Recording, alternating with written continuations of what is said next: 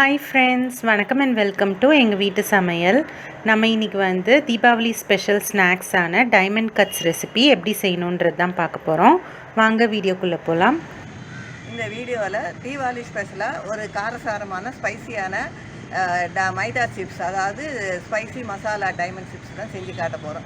இதுக்கு வந்து நீங்கள் மாவை ஊற வைக்கவோ கொண்டு அரைக்க மிஷினில் கொண்டு அரைக்கவோ எதுவுமே தேவையில்லை. நம்ம வீட்டில் இருக்கிற மைதா மாவோ கோதுமை மாவோ வச்சா நீங்கள் இந்த சிப்ஸ் ஈஸியாக செஞ்சிடலாம். நல்லா ஒரு 10-15 நாளைக்கு நீங்கள் வச்சு சாப்பிடலாம், ஒன்றுமே ஆகாது. வாங்க எப்படி செய்வோன்னு பார்ப்போம்.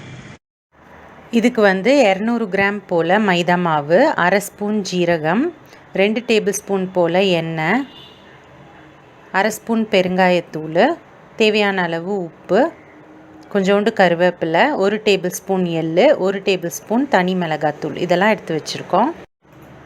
நம்ம மாவை வந்து ஒரு பேசனில் போட்டுக்கலாம். அதுக்கப்புறம் நம்ம வச்சுருக்க பொருள் எல்லாத்தையும் ஒன்றா இதில் வந்து சேர்த்து அதை நல்லா மிக்ஸ் பண்ணிக்கலாம்.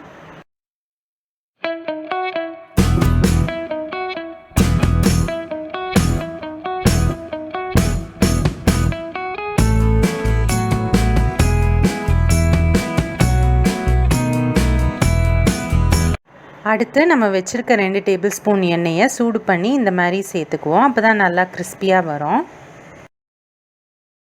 இப்போ எல்லாத்தையும் சேர்த்து நல்லா மிக்ஸ் பண்ணிக்கோங்க.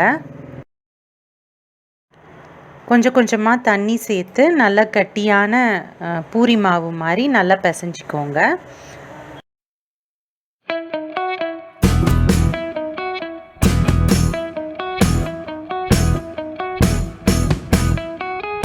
இப்போது மேலாப்பில் எண்ணெய் சேர்த்து நல்லா வந்து அதை பிசைஞ்சிக்கோங்க. அதுக்கப்புறம் கொஞ்சம் நேரம் அதை வந்து மூடி வச்சிடுங்க.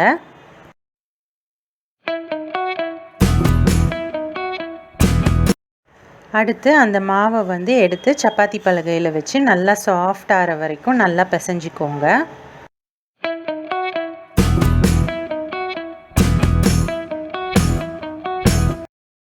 இப்போ இதை வந்து 4 உருண்டைகளாக நீங்கள் வந்து பிரித்து எடுத்துக்கோங்க.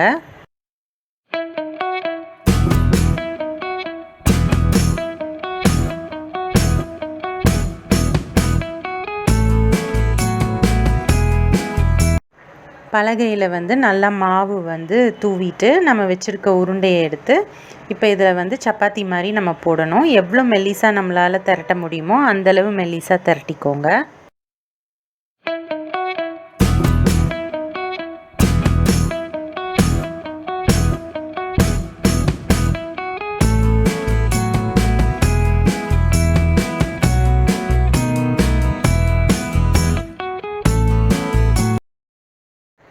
இப்போது இதை வந்து கத்தி வச்சோ இல்லாட்டி சமோசா கட்டர் வச்சோ நீங்கள் வந்து விருப்பமான ஷேப்பில் கட் பண்ணிக்கோங்க. நாங்கள் இது வந்து டைமண்டாக கட் பண்ணுறோம்.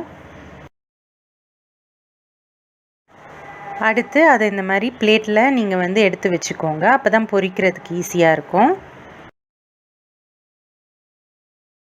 இப்போது எண்ணெயை வந்து சூடு பண்ணிடுங்க. எண்ணெய் நல்லா காஞ்சதும் நம்ம வச்சுருக்க இதெல்லாம் வந்து போட்டு நம்ம நல்லா ஃப்ரை பண்ணி எடுக்கலாம்.